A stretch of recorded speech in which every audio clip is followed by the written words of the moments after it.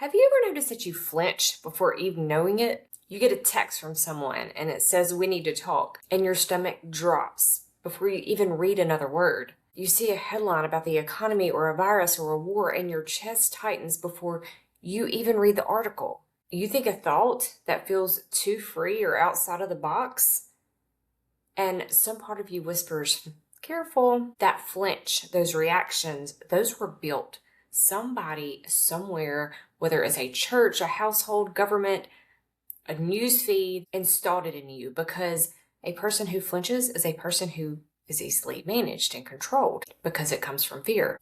Today, we are talking about fear-based systems, what they are and how they show up in your actual everyday life, your body, your relationships, your scrolling habits. And at the end, I'm going to walk you through the first real steps out. Let's get started.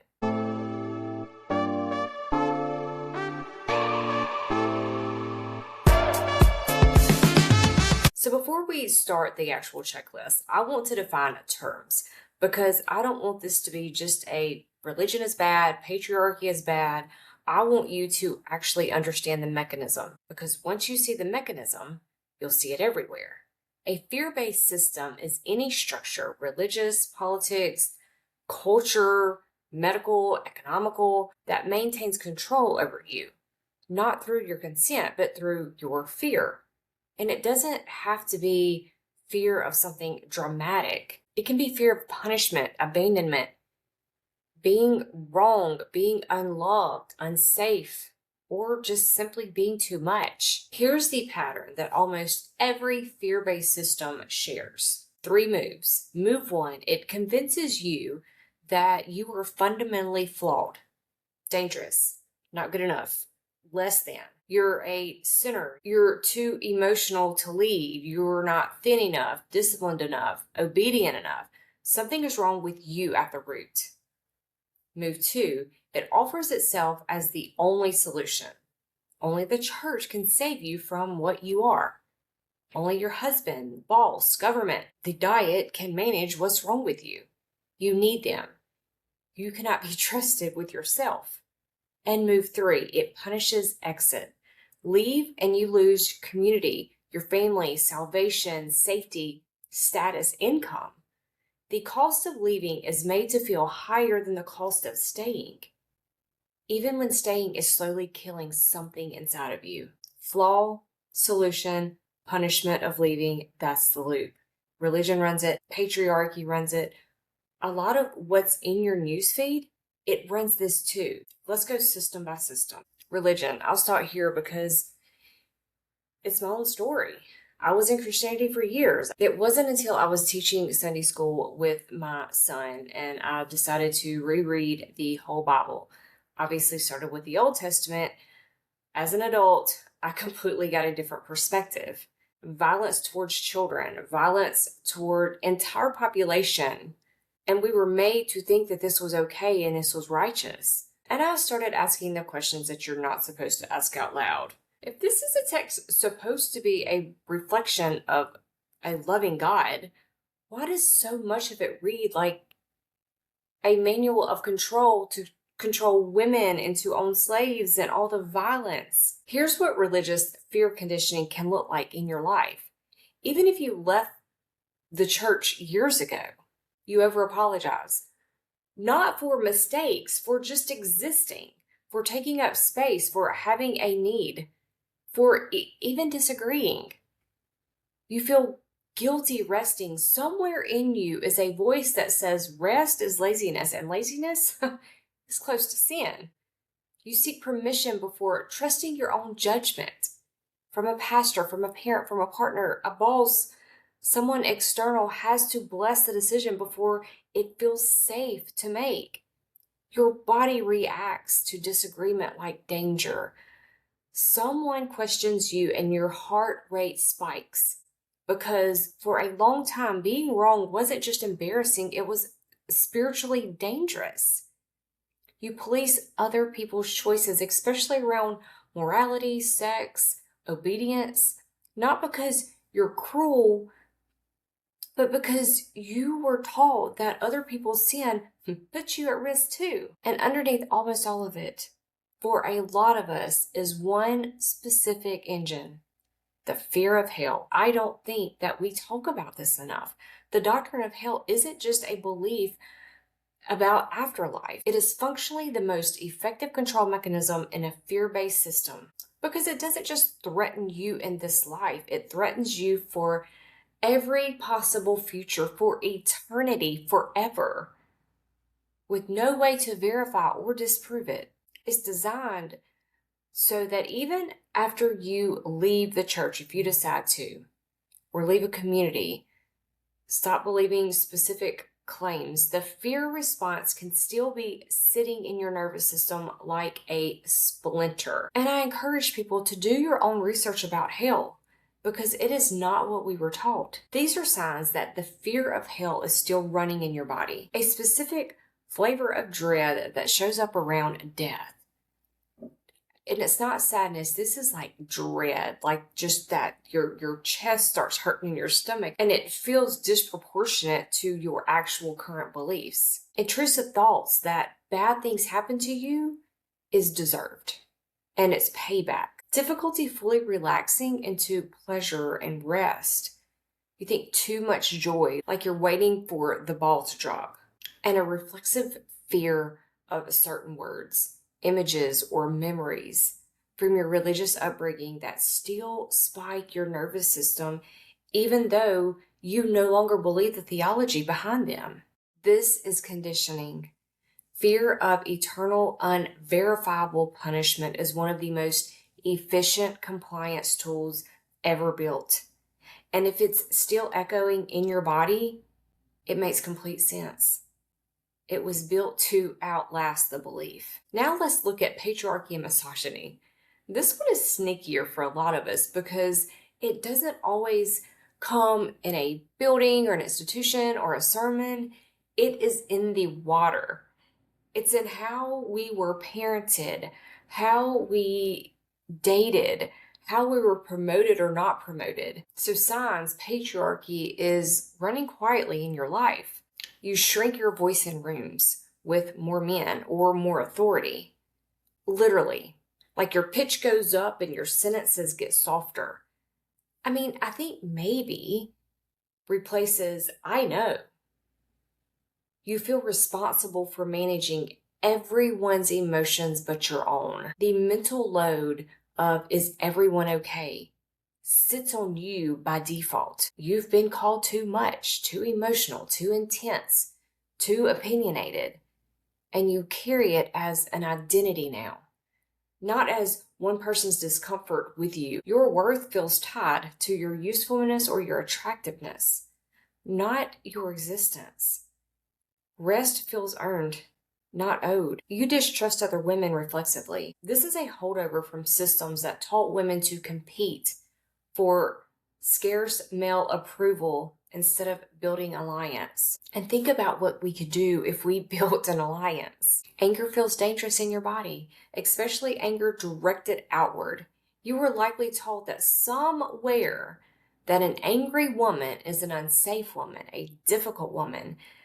And so the anger turns inward instead, into anxiety, into self-criticism, into your body. Misogyny doesn't always look like hostility. A lot of times it looks like a compliment. You're not like the other girls. You're so easy to work with. Translation, you've made yourself small enough, agreeable enough to be comfortable to have around. That's still the fear loop. Flaw, solution, punishment for exit. The flaw is being a woman who takes up space. The solution is self-management, self-shrinking. And the punishment for exit is being labeled as difficult, unlikable, or unsafe. And then we look at the newsfeed and the media systems. And this one is probably the easiest one to miss because it just feels normal. I'm going to check my phone, see what's going on in the news and the media today. But your feed is not a neutral window into the world. It's an engagement engine, and fear is the single most reliable driver of engagement that exists. Outrage, dread, threat get you to stop scrolling faster than almost anything else. So the algorithm, whether or not any human intends it, learns to feed you more of what activates your nervous system. So signs that fear-based media systems has you hooked. You feel a compulsive need to check the news even when you know it will upset you. You feel a vague, low-grade sense of doom most days that doesn't have a specific immediate cause in your actual life. You catastrophize quickly. One headline and your brain runs straight to worst case. You feel less connected to your actual neighbors and community than you do to a national level outrage cycle. And you feel disempowered, like the world is a runway train that you are the only passenger on. And here's the thing that connects this back to religion and patriarchy. It's the same loop. The feed convinces you something is deeply wrong with the world, with the group of people, with the future. It offers itself more scrolling, more information, more vigilance as the solution. And it punishes exit. Step away and you feel specific anxiety. What if something happens and I don't know? That's not information seeking anymore. That's a fear loop with a notification bell. And here's some other systems worth naming. We'll do it quickly because this pattern shows up almost everywhere once you know what you're looking for. Diet and wellness culture. Your body has a problem to be solved forever, with the solution always one more program away. Hustle and corporate culture. Your worth measured in output. Rest treated as a moral failing. Burnout worn like a badge.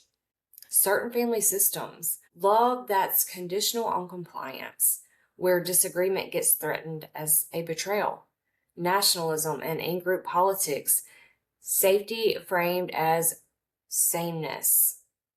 And difference obviously framed as a threat. Same 3 moves every time. Flaw, solution, punishment for leaving. Once you can name the loop, you stop needing to argue with the content of any one solution because you can just watch for the loop. And before we get into healing, I want to be honest about the cost. What is this costing you? Because I don't think that we talk about this enough either. Living inside fear-based systems doesn't just cost you belief, it costs you your nervous system regulation. A body that is braced instead of open,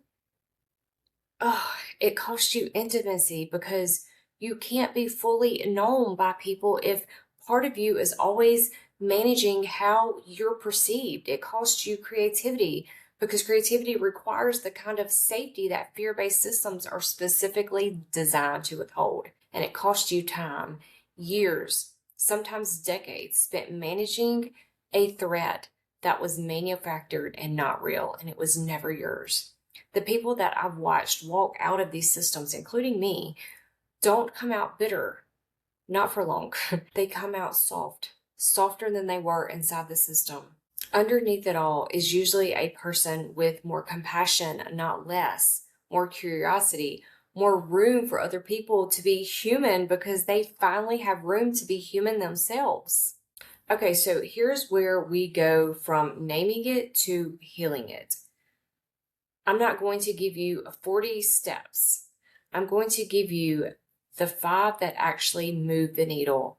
Step 1, name the loop out loud, specifically, not I have anxiety. Specifically, the fear was installed by what? It told me the flaw was fill in the blank. It told me the solution was, and it told me leaving would cost me what? Naming it accurately takes about 80% of the power away. How huge is that? Because fear-based systems depend on staying invisible, on feeling like this is just how things are. Step 2, separate the body from the belief. This is the piece almost everyone skips. You can update your beliefs intellectually in a weekend, but your nervous system takes longer. It doesn't speak English, it speaks sensation. If your chest still tightens around certain words or memories, that's not you failing to heal. That is a body that needs its own process, separate from your mind's process, breath work, somatic work, energy work. Whatever helps you actually discharge the stored fear response, not just think your way past it.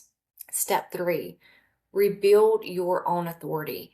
Every fear-based system trains you to look outside yourself for the final word on what's true, what's safe or good.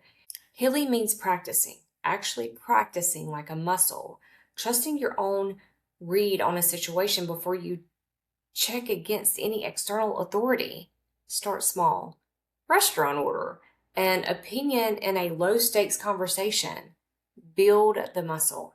Step 4, grieve what the system cost you. This step gets skipped constantly because people want to jump straight to the, I'm free now, I'm fine. But you're allowed to grieve the years, the relationships, the version of you that might have existed without the fear running the show. Grief isn't a step backwards. It's part of how the nervous system files something as actually over. Step 5, build new community deliberately. Fear-based systems often gave you belonging as the carrot. If you leave and replace nothing, isolation itself becomes a new kind of fear loop. Healing isn't just subtraction. It's building a new in-group that's actually rooted in honesty instead of compliance. And that's the arc. Name it, feel it in your body, reclaim your authority, grieve it, and rebuild connection. It's not linear and it's not fast, but it's doable. And I've watched so many people do it.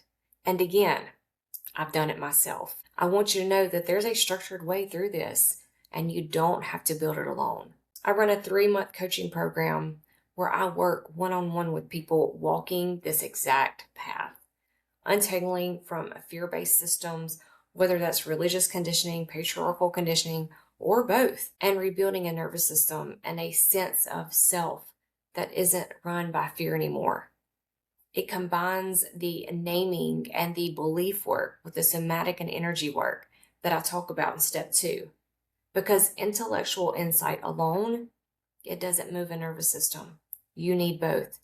If that's calling you, the details will be linked in the description, and I would love to work with you. And here's what I want to leave you with. The fear wasn't a character flaw in you. It was engineered on purpose by systems that needed you compliant more than they needed you well. Naming it is not betrayal. Naming it is the beginning of your own authority. None of these systems were built to set you free. And the good news is that you can walk away from it. I'll see you next time.